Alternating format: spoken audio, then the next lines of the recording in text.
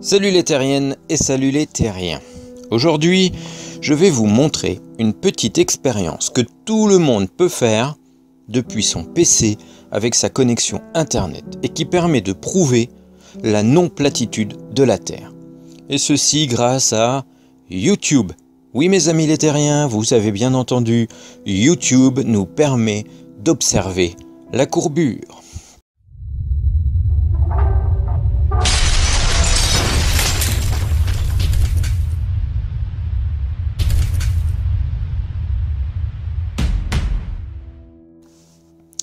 Alors, pour réaliser cette expérience, vous avez besoin de quoi?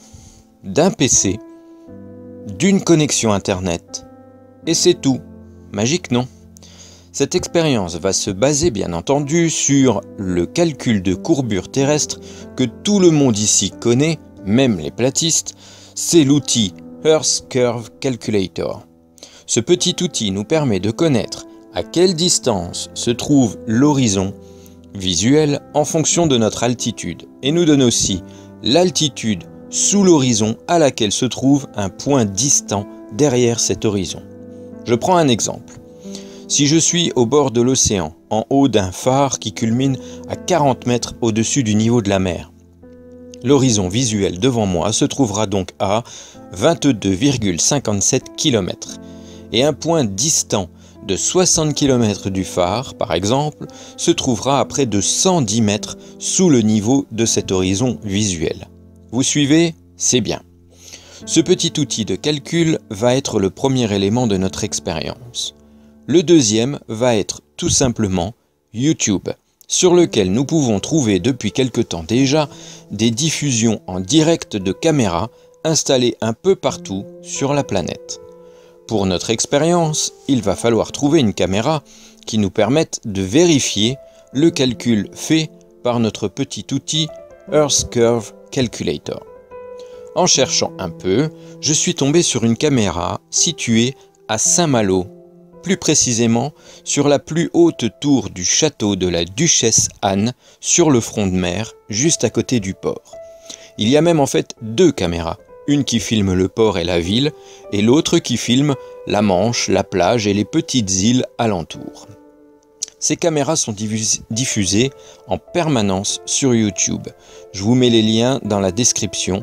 De cette manière, vous pourrez réaliser vous-même l'expérience. Par manque de chance ces derniers jours, la météo n'était pas très favorable. Mais c'est pas que à Saint-Malo, c'est un peu partout en France. Et donc les images ne sont pas les meilleures possibles. Mais je vous invite à vérifier et à refaire cette expérience lorsque le temps sera meilleur. Les résultats seront identiques. Pourquoi j'ai choisi cette caméra de Saint-Malo? Eh bien, tout simplement car dans l'axe de cette caméra, à un moment donné, se trouve l'île de Jersey, située au large de Saint-Malo à 60 km du château de la Duchesse Anne, où se trouve la caméra. Le point culminant de l'île de Jersey atteint une altitude de 136 mètres au-dessus du niveau de la mer. Nous allons donc utiliser notre outil de calcul de courbure pour avoir quelques infos. Plaçons-nous à une hauteur correspondant à la caméra. Je l'ai estimée à environ 25 mètres au-dessus du niveau de la mer, car je n'ai pas réussi à trouver la valeur exacte de cette tour. Si quelqu'un la connaît, qu'il n'hésite pas à me donner cette information dans les commentaires. Entrons la distance nous séparant de l'île de Jersey, c'est-à-dire 60 km, et regardons les résultats. La distance de l'horizon visuel est de 17,85 km. Et du coup, l'île de Jersey se trouve à 139,4 mètres sous cet horizon visuel.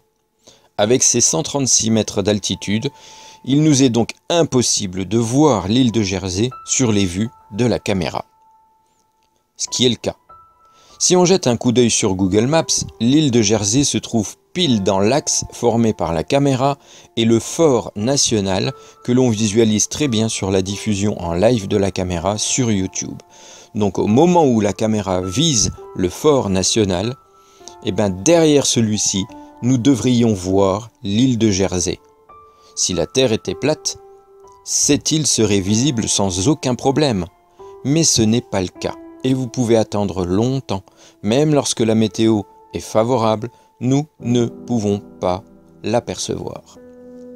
De la même manière, lorsque la caméra tourne sur la gauche et pointe en direction du Grand B, une petite île juste à côté de Saint-Malo, nous pouvons apercevoir en arrière-plan le cap Fréhel, car celui-ci, se trouvant à 22 km, ne se trouve qu'à 1,35 m sous l'horizon visuel.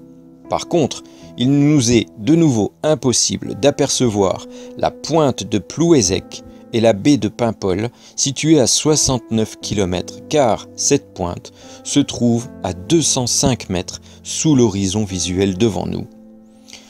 Voilà pour cette petite expérience très simple à réaliser avec uniquement un PC et une connexion Internet sans même sortir de chez soi.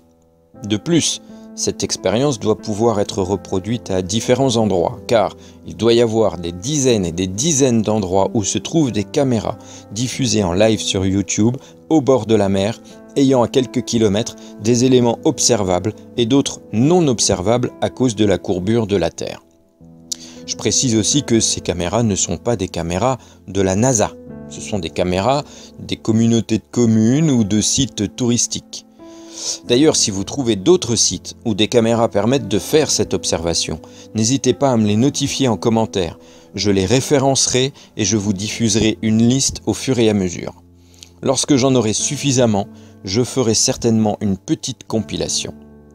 D'autre part, grâce à ces caméras, il serait également possible de trouver le positionnement du Soleil et son inclinaison par rapport à la Terre en temps réel, partout autour de la planète, car on trouve des caméras partout, aux États-Unis, en Australie, au Japon, en Chine, etc.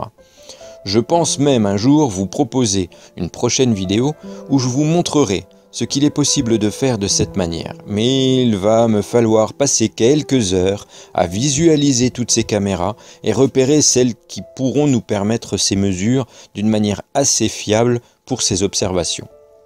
Encore une fois, n'hésitez pas à me donner des infos dans les commentaires si vous trouvez des caméras sur YouTube que vous jugez intéressantes pour faire ces observations solaires. Voilà, je laisse donc tout le plaisir à nos amis platistes pour nous prouver que ces caméras ne montrent pas la réalité et que ce que nous observons grâce à elles nous prouve la Terre plate. J'attends des explications. Je vous dis à bientôt, n'oubliez pas de liker, de vous abonner si ce n'est pas déjà fait et surtout, faites tourner. Ciao les terriennes et ciao les terriens.